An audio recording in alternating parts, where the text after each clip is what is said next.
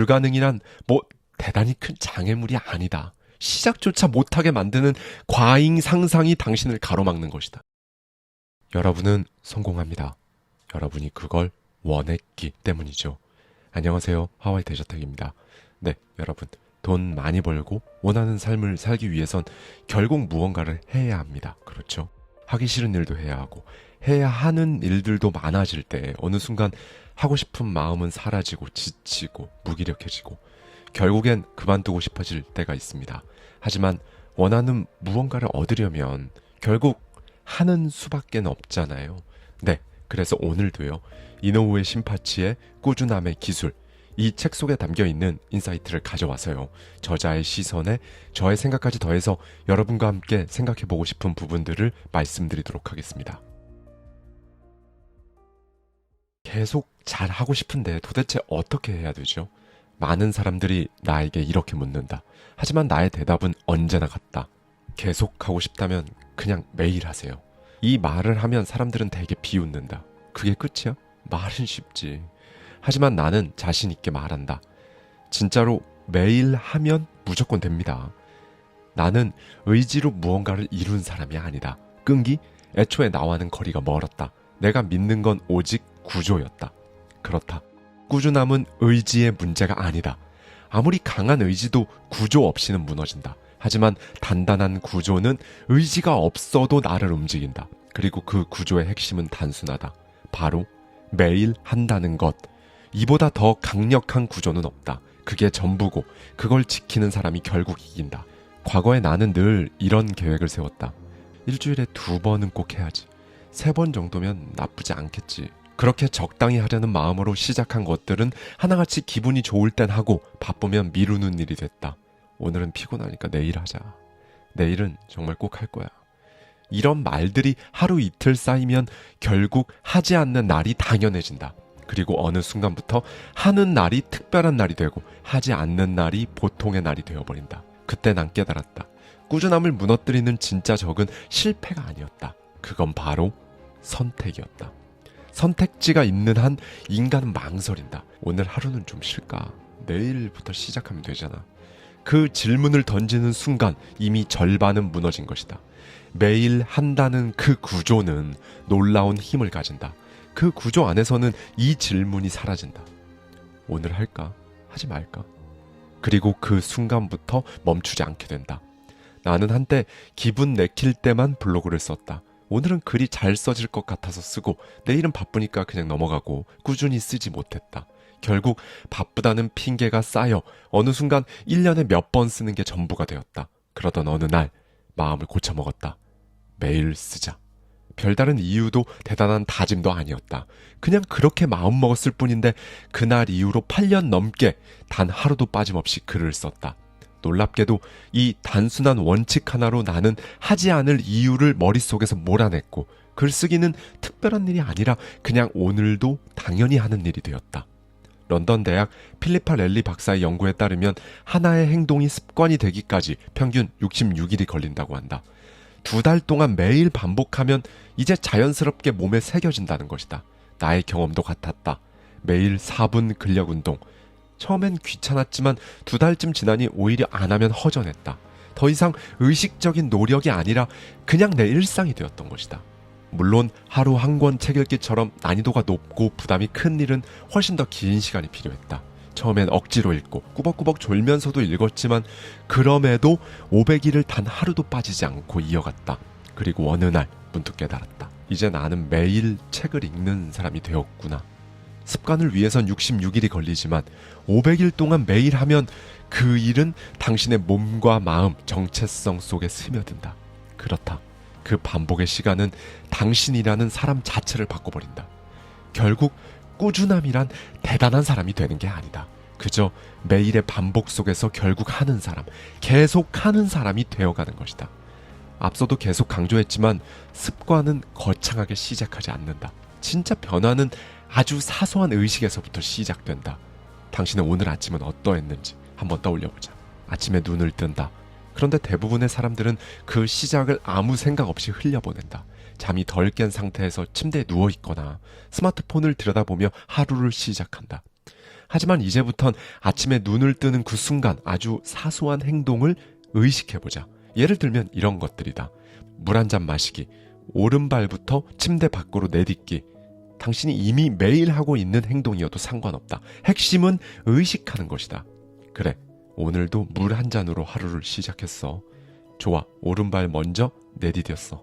이 작은 행동에 대한 의식이 무의미한 반복을 습관이라는 이름으로 바꿔줄 것이다. 사람들은 나는 뭘 해도 오래 못해 라고 말한다. 하지만 그건 착각이다. 이미 당신은 무언가를 매일 반복하며 살고 있다. 다만 그걸 의식하지 못하고 있을 뿐이다. 이렇게 하루의 시작을 의식하면 당신의 삶은 놀랍도록 달라진다. 아침에 눈을 떴을 때, 침대 밖으로 나가는 순간 오늘도 해냈다 라는 작고 확실한 성취를 느낄 수 있다. 다음 단계는 아주 작은 행동을 시작해보는 것이다. 나는 매일 아침 하늘을 찍는다. 스마트폰을 들고 베란다에 나가 사진 한 장을 찍는다. 걸리는 시간은 10초도 채 되지 않는다. 이 습관은 우연히 시작됐다. 새해 첫날 해돋이 사진을 찍었던 것이 계기였다. 그런데 이상하게 그날 이후로 매일 아침 하늘을 찍고 싶어졌다. 왜일까? 아침의 하늘은 매일 조금씩 다르다. 어제와 같은 색은 없다. 그 변화 속에서 시간이 흐르고 있다는 증거를 매일 확인받는 느낌이 들었다. 그렇게 하늘을 찍는 행위는 나도 모르게 내 하루의 루틴이 되었다. 사진을 찍기 위해 자연스럽게 바깥으로 나가게 되었고, 햇살을 마시고 공기를 마시고 하루를 의식적으로 시작하게 됐다. 이 단순한 습관 하나가 내 몸과 마음을 리셋시켰고, 조용하지만 분명하게 삶의 리듬을 자연과 연결시켜 주었다.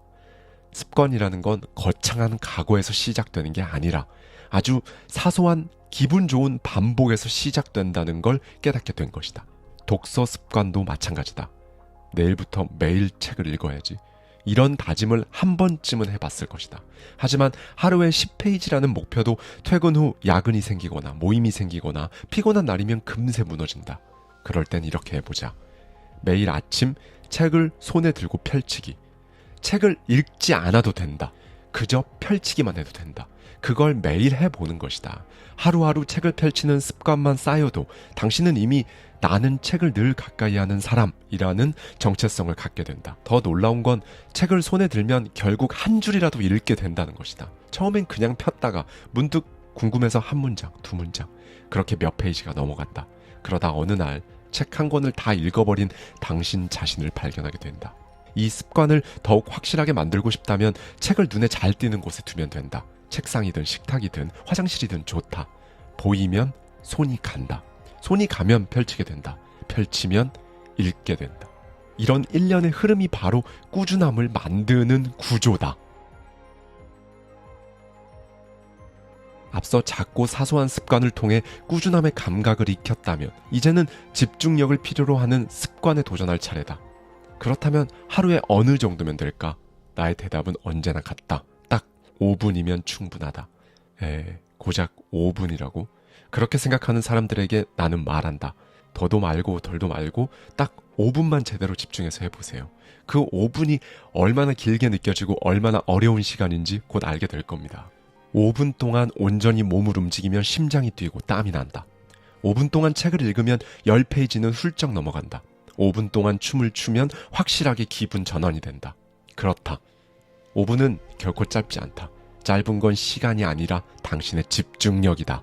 매일의 5분이 쌓이면 그 결과는 상상 이상이다. 춤을 춰본 적 없는 사람도 하루 5분, 1년 365일을 반복하면 어느 날 거울 앞에서 깜짝 놀라게 된다. 아니, 이 춤을 추고 있는 사람이 진짜 나라고? 읽기 힘들어서 몇 년째 미뤄뒀던 장편 소설도 하루 5분씩 매일 읽으면 결국엔 완독하게 된다. 나 역시 그랬다. 시간이 없어서 도저히 할 수 없을 것 같은 일들도 하루 5분이라는 마법의 단위로 쪼개며 끝까지 해낸 경험이 정말 수도 없이 많다. 무엇보다 5분의 기술은 무너진 자신감을 회복시킨다. 대부분의 사람들은 처음부터 너무 거창하게 시작한다. 그러다 얼마 못 가 무너진다. 하루 1시간씩은 해야지 라고 덤비다가 몸도 마음도 지쳐버린다. 하지만 5분이라면 누구든 지금 당장 시작할 수 있다. 준비도 환경도 도구도 필요 없다. 그냥 시작만 하면 된다. 불가능이란 뭐 대단히 큰 장애물이 아니다. 시작조차 못하게 만드는 과잉 상상이 당신을 가로막는 것이다. 물론 하루 5분으로 세상이 막 눈에 띄게 바뀌진 않는다. 하지만 하루 5분을 1년 동안 거르지 않는다면 당신은 완전히 달라진다. 딱 5분만이라고 생각하면 일단 몸이 먼저 움직인다. 그래서 5분은 작지만 위대한 시간이다. 그 시간 속에서 당신은 변하고 결국 당신의 미래가 달라지기 때문이다. 하지만 아무리 좋은 습관도 잊어버리면 끝이다. 사람들이 습관을 지속하지 못하는 가장 흔한 이유는 게으름도 의지도 아니다. 오늘도 하려고 했는데 깜빡했다. 이 말이 몇 번 반복되면 그 습관은 더 이상 당신의 것이 아니다. 나도 그랬다. 작은 습관들을 쪼개서 시작했지만 너무 사소해서 잊고 흘려보낸 일들이 수두룩했다. 그래서 방법을 바꿨다. 바로 2가지 행동을 세트로 묶는 것이다. 공식은 간단하다. 이미 하고 있는 행동에 새로 하고 싶은 행동을 더해서 2가지 행동을 세트로 묶는다. 예를 들어 양치질은 누구나 매일 한다. 그렇다면 여기에 스쿼트 10회를 묶는다. 양치질하면서 스쿼트를 한다. 이렇게 결합해버리면 스쿼트도 양치질처럼 자동화된다. 2 행동이 서로를 호출하는 연상장치가 되는 것이다. 기존 습관에 묶을 게 없다면 아예 새로 시작할 2가지 행동을 같이 묶어도 좋다. 예를 들어 베란다에 나가기와 하늘 사진 찍기, 체온 재기와 3줄 일기 쓰기, 운동복 갈아입기와 5분 달리기. 이렇게 한 행동이 다른 행동을 끌어주는 흐름만 만들면 둘 다 까먹을 확률이 급격히 줄어든다. 둘 중 하나만 떠올려도 나머지 하나가 자동으로 따라오기 때문이다. 그리고 이 방식엔 또 하나의 강력한 힘이 있다. 바로 겸사겸사 효과다. 즉 하는 김에 같이 해버리는 힘이 있다. 습관을 따로 관리하려고 하면 힘들지만 하나에 다른 하나를 얹으면 신기할 정도로 수월하게 지속된다. 나는 매달 출판 기획안을 5개씩 내는데 정말 머리 아픈 일이다. 억지로 시간을 쪼개서 하려면 스트레스가 막 쌓인다. 그래서 나는 SNS 구경하는 시간에 기획 아이디어 1가지 떠올리기를 묶었다.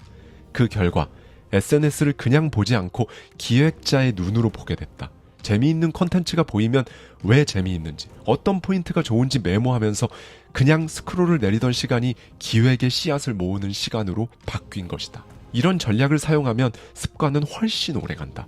깜빡할 틈이 없고 심리적 부담도 덜하고 지속 가능성은 2배, 스트레스는 반으로 줄어든다. 하지만 나는 꾸준함의 비결을 묻는 사람들에게 이렇게 말하고 난다. 매일 하기로 결심하되 언제든 그만둬도 괜찮다고 생각하세요. 아니, 갑자기 이게 무슨 말이냐고? 그러나 이것이 바로 내가 꾸준함을 지켜온 핵심 전략이다. 나는 매일 한다고 결심한다. 그러나 동시에 이렇게 생각한다. 매일 계속해야 할 필요는 없다. 진짜 중요한 건 계속하겠다는 나의 태도이지 실제로 하루도 빠짐없이 해야 한다는 강박은 절대 아니기 때문이다. 꾸준함이란 결국 그만두지 않는 것이다. 그리고 그만두지 않기 위해선 그만둬도 된다는 여유가 먼저 필요하다. 실제로 오늘까지만 하자라는 마음이 나를 포기하지 않게 만들었고 결국 끝까지 해내는 사람으로 만들었다. 나는 20대 초반 살을 빼겠다고 결심하고 매일 저녁을 푹콩 한 줌으로 때운 적이 있었다. 하지만 얼마 지나지 않아 문득 이런 생각이 들었다. 이걸 도대체 언제까지 해야 하지? 그 순간 갑자기 질리기 시작했다. 결심이 흔들렸고 의지가 무너졌다. 그래서 이렇게 생각을 바꿨다. 오늘까지만 하자. 내일은 자유롭게 좀 먹자. 매일 나 자신을 속이며 하루하루 견뎠다. 그런데 놀랍게도 결국 목표 체중에 도달했다. 진짜 한계에 몰렸던 순간 나를 살렸던 한마디 역시 그만둬도 돼 라는 말이었다. 20대 후반 한 신문사의 편집자로 일하며 프로젝트 총괄을 맡은 적이 있다. 기획하고 자료를 찾고 취재를 나가고 원고를 부탁하고 교정까지 끝이 없는 일에 매일이 전쟁 같았다. 동료들이 하나둘 회사를 떠나는 사이 나의 몸과 마음은 점점 무너졌다. 지하철 안에서 기절한 적도 있고 매일 복통에 시달리며 회사 근처에만 가도 두통이 막 몰려왔다. 그만두고 싶다는 생각이 하루에도 수십 번씩 들었지만 그래도 계속해야지 라는 생각이 오히려 나를 더 괴롭혔다. 그러던 어느 날 친구에게 솔직하게 나의 상태를 털어놨다. 너무 힘들어. 이제 진짜 못하겠어. 그 친구는 나의 이야기를 진지하게 한참을 들은 후에 이렇게 말했다. 그럼 그냥 그만둬. 지금 당장. 그런데 놀랍게도 정말 그 말이 나를 살렸다. 그래, 그만둘 수도 있구나. 그 순간 마음이 한결 가벼워졌다. 그리고 신기하게도 그날 이후 다시 힘이 생겼다. 나는 매일 아침 이렇게 되뇌었다. 오늘까지만 해보자. 내일 나는 그만둔다. 그 생각이 4년짜리 프로젝트를 끝까지 완수할 수 있게 했고 이후엔 내 발로 당당히 회사를 나올 수 있었다. 그 경험을 통해 나는 확신했다. 억지로 밀어붙이면 결국 반작용이 생긴다. 꾸준함은 억지로 유지되지 않기 때문이다. 이와 관련해 심리학자들이 아주 흥미로운 실험을 진행했다. 실험 참가자들에게 50분짜리 북극곰 다큐멘터리를 보여주고 이후 세 그룹으로 나눠 서로 다른 지시를 내렸다. A그룹에는 이렇게 말했다. 북극곰을 최대한 자세히 기억해 보세요. B그룹에는 이렇게 말했다. 떠올려도 좋고 안 떠올려도 됩니다. 자유롭게 하세요. 그리고 마지막 C그룹에게는 이렇게 강하게 말했다. 북극곰을 떠올리지 마세요. 절대 생각하지 마세요. 그리고 1년 뒤 참가자들에게 물었다. 당신은 북극곰 다큐멘터리를 얼마나 기억하고 있습니까? 놀랍게도 가장 정확하게 자세히 기억한 그룹은 북극곰을 절대 생각하지 말라는 지시를 받았던 C그룹이었다. 왜일까? 억제하려는 마음은 되레 기억을 강화하기 때문이다. 무의식은 강압을 싫어한다. 억지로 막을수록 오히려 더 집착하게 된다. 습관도 마찬가지다. 절대 빠지면 안 돼. 라는 강박적인 태도는 결국 어느 순간 무너질 수밖에 없다. 한번 깼으니까 이제 소용없지 뭐. 어차피 실패잖아. 이런 생각이 습관을 완전히 무너뜨리는 것이다. 이런 현상을 심리학에서는 심리적 반발이라고 부른다. 누군가가 당신에게 하지 마라 혹은 반드시 해야 한다고 강요하면 당신의 뇌는 본능적으로 반응한다. 자유를 억압당했다고 느낄 때 그 반동으로 더 강하게 저항하게 되는 것이다. 절대 까먹으면 안 돼. 오늘 반드시 해야 돼. 이런 식의 자기 강요는 처음엔 도움이 되는 것처럼 보인다. 하지만 반복되면 점점 내면의 저항감을 키우고 결국 어느 날 폭발하듯 무너지고 만다. 그래서 매일 한다는 결심과 언제든 그만둬도 괜찮다는 여유를 함께 가져가는 것이 좋다. 이 두 가지는 모순처럼 보이지만 실제로는 습관을 오래 지속하게 만드는 완벽한 균형이다. 그렇다. 꾸준함은 고집이 아니다. 끈질긴 집착도 아니다. 무리하게 버티는 인내심은 더더욱 아니다. 꾸준함은 단지 오늘도 가볍게 한 번 더 해보자는 마음을 하루 더, 또 하루 더 쌓아가는 과정일 뿐이다. 큰 계획은 필요 없다. 완벽한 실행도 필요 없다. 실수해도 괜찮고 가끔 빠져도 괜찮다. 중요한 건 다시 돌아올 수 있는 유연함이고 반드시 돌아온다는 태도다. 절대 잊지 마라.